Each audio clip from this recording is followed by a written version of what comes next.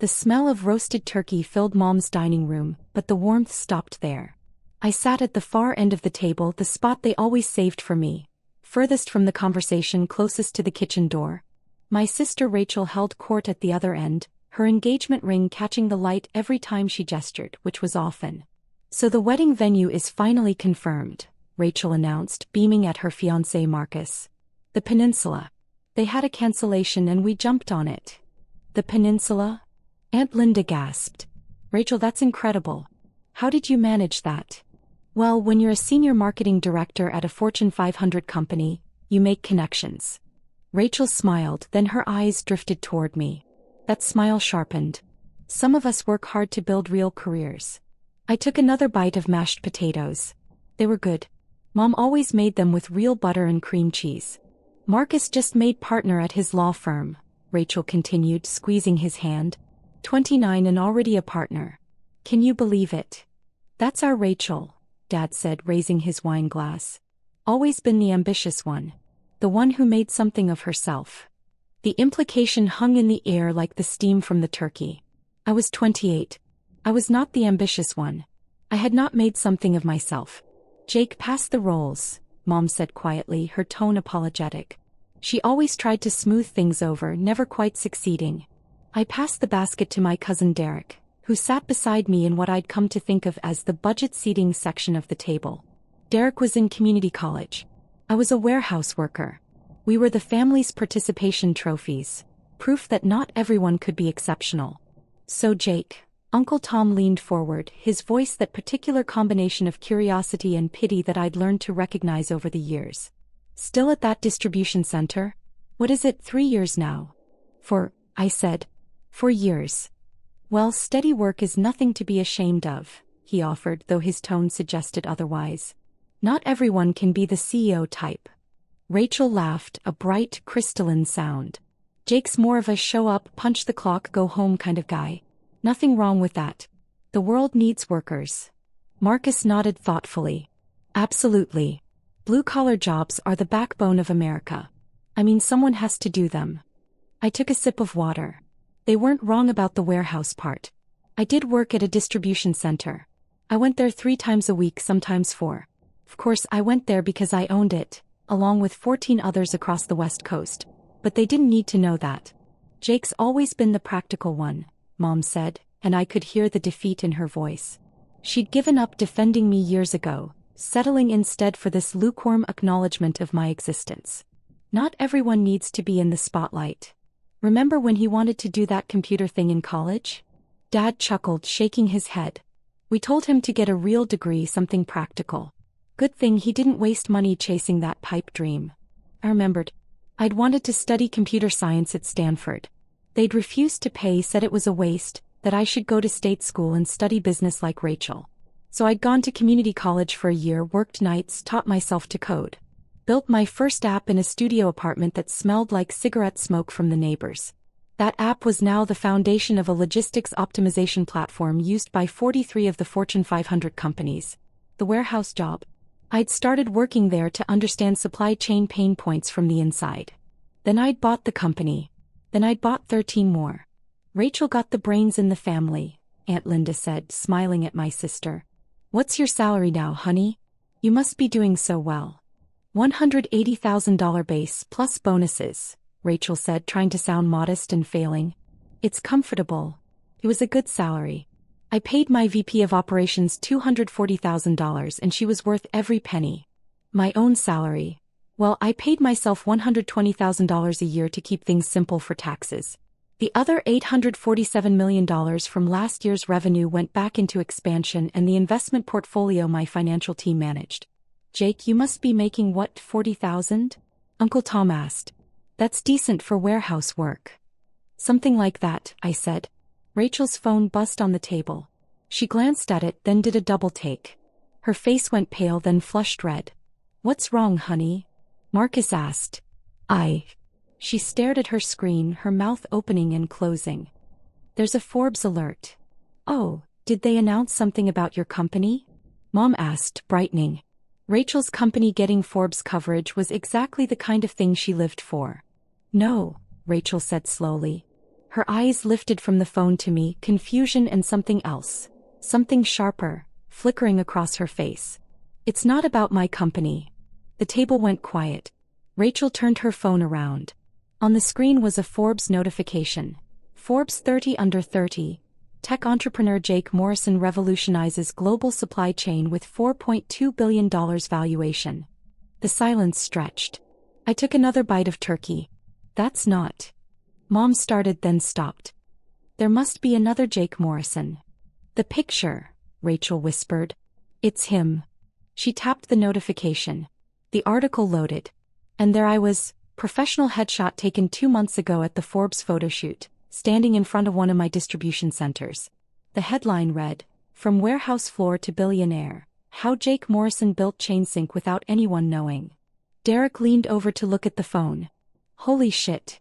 Language, Aunt Linda said automatically, but her heart wasn't in it. He was staring at me.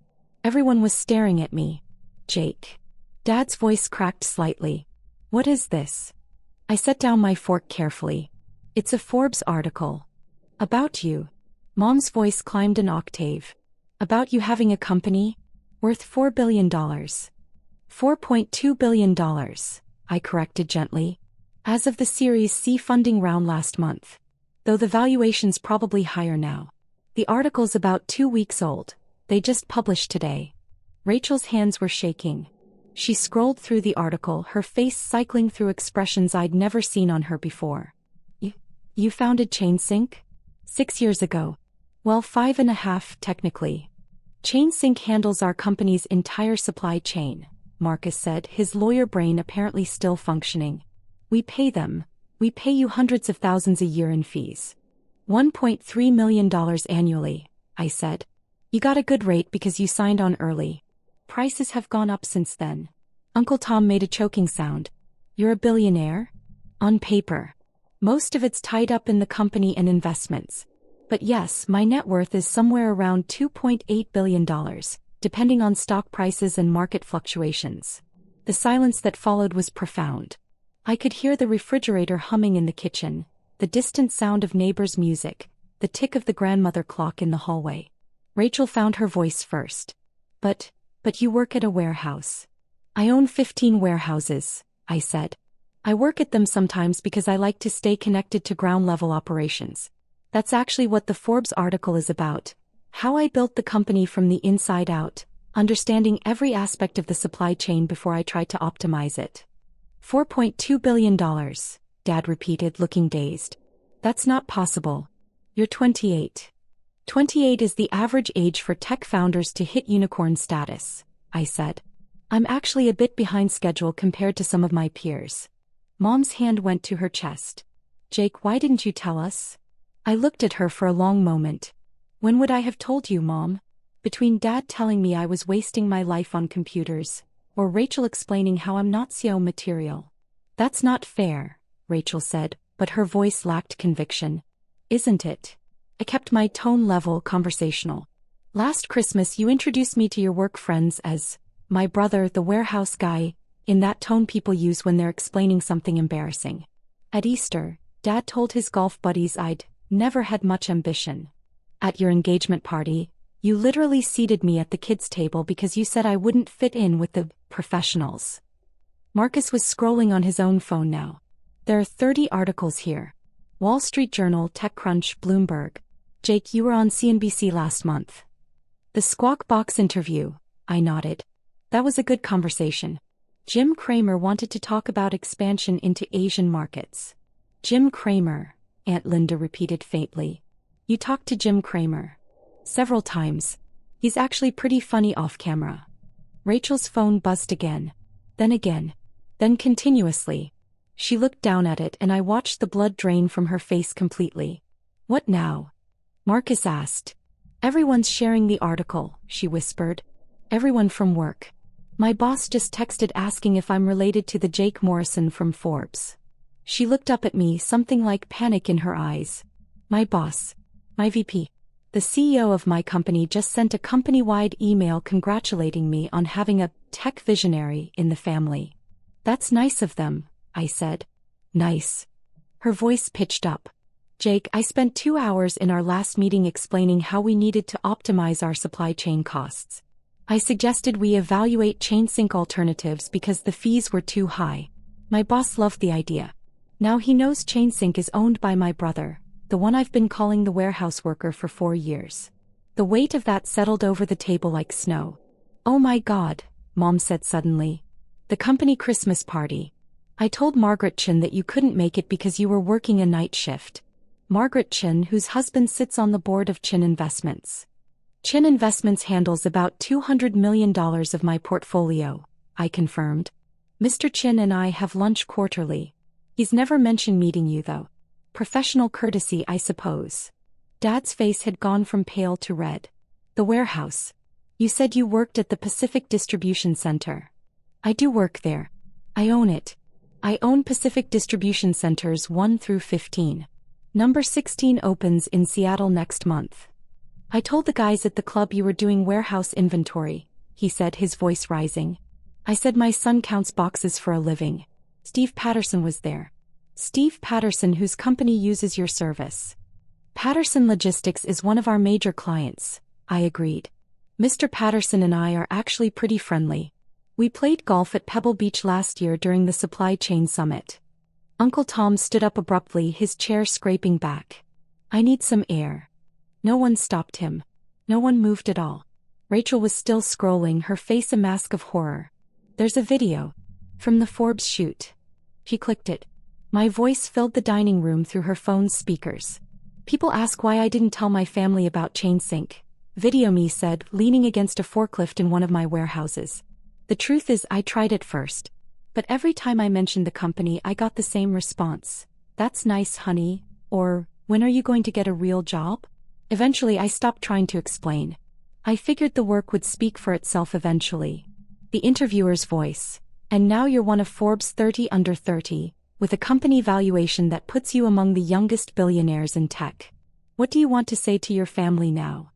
Video me smiled, that professional smile I'd perfected for press interviews. I'd say I finally got a real job.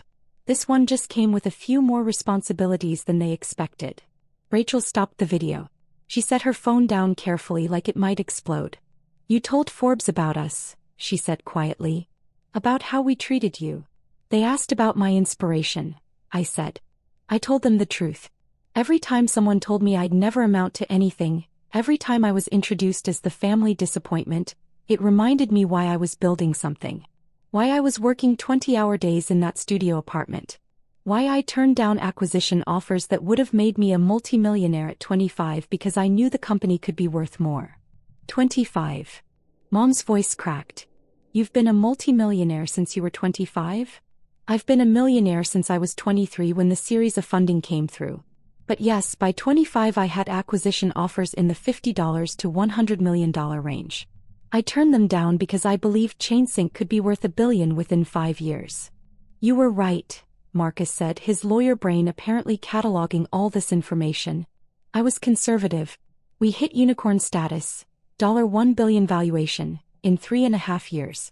The $4.2 billion valuation came 6 months ago. Current projections have us at $8 billion within 18 months, assuming our AI optimization rollout performs as expected. Derek, still sitting next to me, let out a low whistle. Dude. That's insane. It's a lot of work, I said. But yes, it's been successful. Dad's phone started ringing. He looked at it, then stood up abruptly and walked out of the room. Through the doorway I could hear his muffled voice. Steve, I can explain. No, I had no idea. Is that Jake Morrison? Yes, I know what I said at the club. Mom was crying silently, tears running down her face. Jake, sweetheart, I'm so sorry. I didn't know. We didn't know. You didn't ask, I said gently. I told you I was working on something. You told me to be realistic. I told you I had meetings in the city. You asked if they were job interviews for better positions. I told you I was traveling for work. You said warehouse work doesn't require travel and I must be lying. We thought, she started then stopped because there was no good way to finish that sentence. Aunt Linda had her phone out now too. It's everywhere. CNN just posted about it. Tech prodigy hid billion-dollar success from family for years. The Forbes team was very thorough, I said. They interviewed about 50 people, investors, clients, employees, industry analysts. They wanted to understand how I built the company so quietly. Turns out it made for a compelling narrative. Rachel's phone rang. She looked at the screen, then at me, then back at the screen. "It's my boss." "You should answer it," I said. "It's rude to leave your boss hanging." She stood up on shaky legs and walked toward the kitchen. Her voice drifted back. "Hello, Mr. Patterson. Yes, that's my brother. It's the same one. I didn't know. No, he never mentioned." Marcus was reading something on his phone. "There's a whole section here about your warehouses.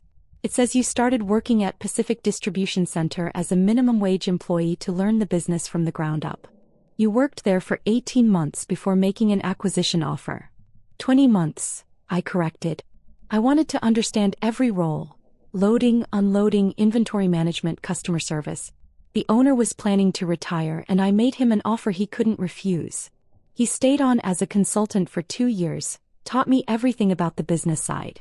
"How did you afford to buy a warehouse at 24? "My first app, the one I built in community college, sold to a mid-size logistics company for $8 million. I kept $2 million for living expenses and invested $6 million into building ChainSync's initial platform. The warehouse purchase came later, after series of funding." $8 million, Mom repeated numbly. "When you were 19? 20. It was right after my birthday. And you never told us." "It wasn't a question. I tried to tell you. You told me I was being scammed, that no one pays millions for apps, that I needed to focus on getting a steady job with benefits." The silence that followed was broken by Dad returning to the dining room. His face was ashen. "Steve Patterson just informed me that you're not only his logistics provider, but you saved his company from bankruptcy 3 years ago by restructuring their entire supply chain." "It was a good turnaround project," I said. "Patterson Logistics is much more efficient now." "He wants to meet you. Properly. He invited us to his house for dinner next week." Dad sat down heavily. "Jake, I've been telling everyone at the club that my daughter is the successful one. That Rachel is the one who made it big while you were working in a warehouse," I finished. Which was true. Just not the whole truth. Rachel returned from the kitchen. She looked like she'd aged 5 years in 5 minutes. "My boss wants me to arrange a meeting with you. He wants to discuss expanding our contract with ChainSync and possibly investing in your Series D funding round." "We're not doing a Series D," I said. "We're cash flow positive and don't need external funding anymore. But I'm always happy to discuss contract expansions. Have him email my assistant. The contact information is in the Forbes article." "Your assistant," she repeated. "You have an assistant." "I have 3. One for scheduling, one for communications, and one who handles the technical aspects of my travel and equipment needs. Plus about 400 other employees across all the facilities and the headquarters." Marcus was still reading. "It says here you live in a $3.2 million loft in the city." $2.8 million. Forbes inflated the number slightly. "Though property values have gone up, so they might be right now." "We thought you lived in an apartment in the warehouse district," Mom said faintly. "I do live in the warehouse district. That's where my loft is. I bought and renovated an old industrial building. It's convenient. I can walk to the main distribution center in 15 minutes. "Why?" Rachel's voice broke on the word. "Why did you let us think you were poor? That you were barely making it?" I looked at her for a long moment. "I didn't let you think anything. You decided what you wanted to believe and I stopped correcting you. Every time I tried to share what I was building, I got condescension or dismissal. So I stopped sharing. But billions of dollars.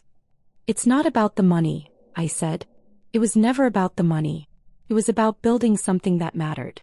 Something that actually solved problems. Do you know how much waste there is in global supply chains? How many inefficiencies? I built something that fixes that. The money is just a side effect of doing it well." Uncle Tom returned from outside looking shell-shocked. "My neighbor just called. He saw the Forbes article. Wanted to know if I was related to Jake Morrison." He looked at me. I told him no. I told him I didn't know any billionaires. "You can tell him yes next time," I said. "I don't mind." Aunt Linda had tears in her eyes. "Jake, the things we said. The way we treated you. You treated me like you saw me," I said simply. "I understand. Success is hard to imagine when you can't see the work behind it. You saw a warehouse worker. You didn't see the platform I was building, the code I was writing, the meetings I was taking, the company I was growing. Dad's phone rang again. He looked at it and groaned. "It's Bob from the club." "You might want to answer it," I said. "Bob Carter runs Carter Industries, and they're considering switching to ChainSync from their current provider. He might want an introduction." Dad stared at me. "You knew Bob Carter was?" "Dad, I know everyone at your club. Half of them are clients. The other half are potential clients. Why do you think I never accepted your invitations to join you there?" It would have been awkward explaining why the CEOs kept pulling me aside for business discussions. He answered the phone with shaking hands. "Hello, Bob. Yes, that's my son. I'll see what I can do." Rachel sat back down at the table. Her engagement ring no longer seemed to catch the light quite the same way. "The article says you're speaking at the Global Supply Chain Summit in Singapore next month. Keynote address. It's a good opportunity to announce some new features we're rolling out." "I was going to go to that summit," she said quietly, "as part of my company's delegation." "I know. Your company signed up 3 months ago. They're one of the sponsors." "You knew I'd be there?" "I knew your company would be represented. I assumed you might be part of the team." "Were you going to tell me then? When you saw me there?" I considered the question. Probably not. I would have given my keynote, taken some meetings and flown home. Whether you made the connection or not would have been up to you. "That's cold," Marcus said, but there was no heat in it. "Just observation." "Is it?" I asked. "For years I've been the family embarrassment. The one who didn't make it. The one who wasn't worth including in the important conversations. I built a company anyway. I succeeded anyway. I didn't do it for your approval, I did it because I loved the work. The Forbes article coming out today wasn't my choice. They decide publication dates. But I'm not going to apologize for what I built." Mom was crying harder now. "Jake, we love you. You know that." "I know you love the idea of me," I said gently. "I'm not sure you've ever loved the actual me. The me who wanted to study computers instead of business. The me who saw potential in supply chain logistics. The me who was happy working in a warehouse because I was learning something valuable." "That's not fair," Rachel said again, but even she didn't sound convinced. "Maybe not," I agreed. "But it's true." My phone buzzed. I glanced at it. "I need to take this. It's my lead investor." "You have an investor calling you on Thanksgiving?" Dad asked. "Investors don't really observe holidays when there's money involved." I stood up. "Excuse me." I walked outside to the back patio, answering as I went. "Harrison, happy Thanksgiving." "Yes, I saw the Forbes piece went live." "No, I'm not concerned about the family angle. It's honest." "The response has been strong?" "Good. Set up the meetings for Monday. I'll be back in the city by then." Through the window I could see my family sitting around the table, all of them on their phones now, probably reading every article about me they could find. Learning about my life from journalists and industry analysts instead of from me. "Yes, the Singapore keynote is still on schedule," I continued. "I've already finished the presentation. Potential acquisitions? I'll review the prospectus, but we're not in a hurry. Talchin, I'll meet him for lunch on Tuesday." "Yes, same place." When I hung up and returned inside, the atmosphere had shifted again. They'd moved past shock into something else. Calculation maybe. Or recalibration. "Jake," Dad said, his voice careful now, measured. "We should talk. Really talk. About everything." "We are talking," I said, sitting back down. "We're having Thanksgiving dinner. You know what I mean. About your company. About your success. About..." He gestured vaguely. "Everything we didn't understand." "What's there to understand? I built a company. It became successful. That's the whole story." Rachel leaned forward. "The Forbes article mentions you're looking at expansion into European markets. Is that true?" "Yes. We're opening 3 facilities in Germany next year, with plans for 5 more across the UK and France." "My company has European operations," she said, and I could hear the wheels turning in her head. "We've been struggling with supply chain coordination across borders. Most companies do. That's why we're expanding there. Could I set up a meeting? Between you and our European division heads?" I looked at her carefully. "You want to arrange a business meeting with me?" "Yes. This could be huge for my company. For my career. Ah. I nodded slowly. Now I'm worth knowing. Now I'm worth introducing to your colleagues. When there's something in it for you. She flinched. That's not. Isn't it? Kept my voice level. For hours ago you mocked me for working in a warehouse. Now you want to use my success to advance your career. That's exactly what it is, Rachel. And that's fine. That's business. But let's call it what it is. Jake, that's not fair, Mom protested. Mom, I love you. I love all of you. But fairness isn't really the issue here. I stood up again. I'm going to head out. You're leaving. Dad stood too. But we haven't had dessert. And we need to talk more about this. There's not much to talk about. You all have my number. You've had it the whole time. If you want to reach out, actually reach out. But I'm not going to sit here while you all calculate how to benefit from my success. That's not what we're doing, Aunt Linda said, but her voice was weak. Aunt Linda, you've been texting someone for the past 10 minutes. I'm guessing it's someone who wants an introduction to me. Uncle Tom left earlier to call his neighbor back. Marcus has been researching how to invest in ChainSync. Dad's gotten 3 phone calls from his club. And Rachel has already asked for a business meeting. I grabbed my jacket from the back of my chair. I understand. I really do. But I'm not interested in transactional relationships with my family. Jake, please. Mom stood reaching for my hand. Don't go. Not like this. I squeezed her hand gently. I'm not angry, Mom. I'm really not. But I need you all to understand something.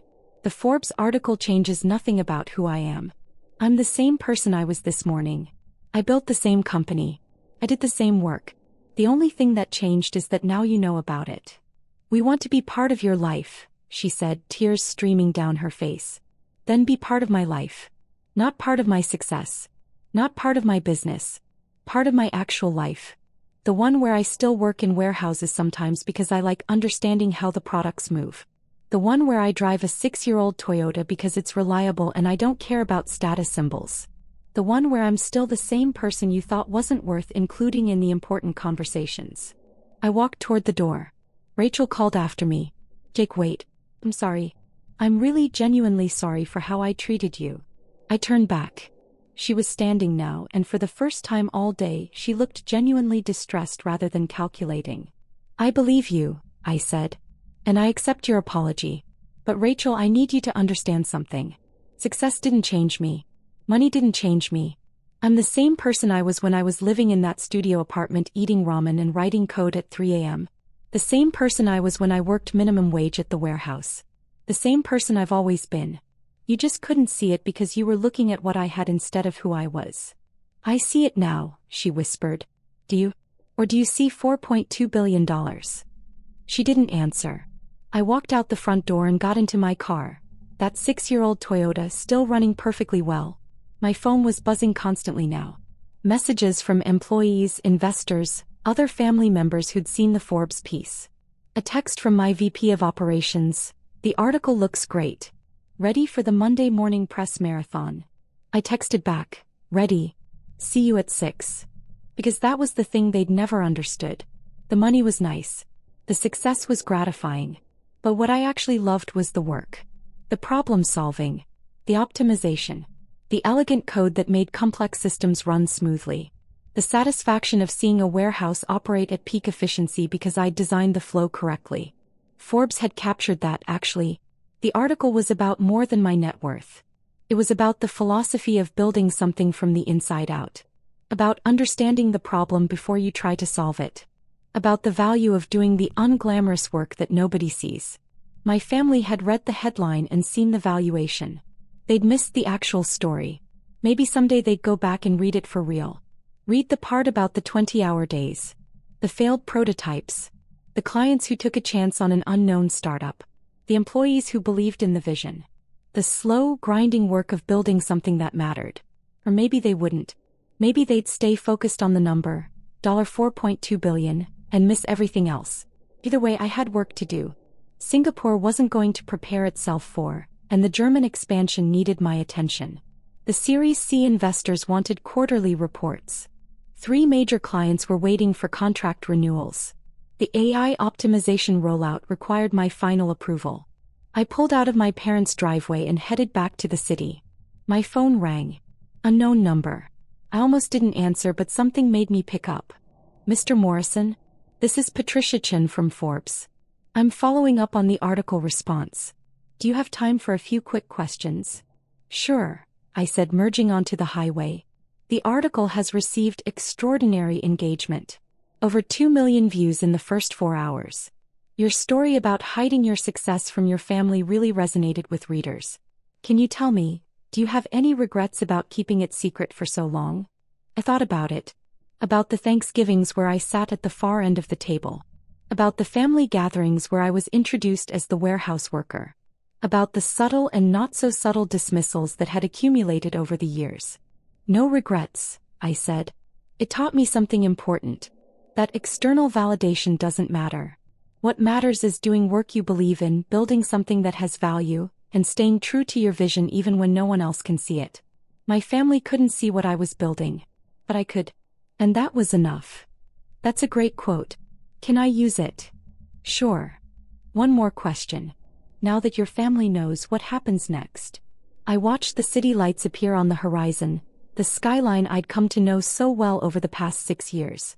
Somewhere in that cluster of buildings was my loft, my office, my warehouses, my life's work. Now, I said, I get back to work. The same work I've been doing all along. Nothing changes. Thank you, Mr. Morrison. Enjoy your holiday. I hung up and smiled. Guess it was true. Nothing had changed. I was still the same person. Still building the same company. Still solving the same problems. The only difference was that now, when my sister introduced me to her colleagues, she'd have to think of a new way to describe me. I was fine with that. In fact, I was better than fine. I was exactly where I wanted to be.